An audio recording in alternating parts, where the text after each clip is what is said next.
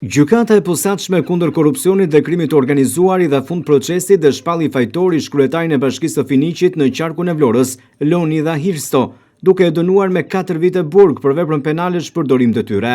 Për shkak të përfitimit nga gjykimi i shkurtuar, dënimi përfundimtar për Hirston u ul me 2 vite heqje lirie.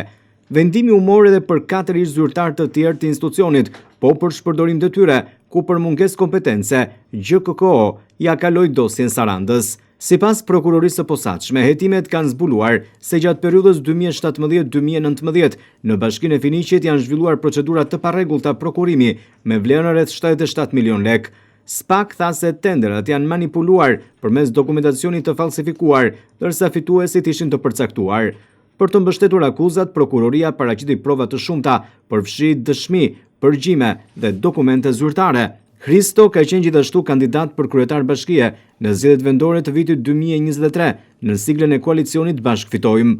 Ndërkohë, për disa ish zyrtar të tjerë të bashkisë, si Florian Peri, Starvi Çavo, Lefter Karjani dhe Lefterie Mekshi, çështja po shqyrtohet në Sarandë, pasi gjykata e posaçme kundër korrupsionit dhe krimit të organizuar ka shpallur moskompetencë për gjykimin e tyre.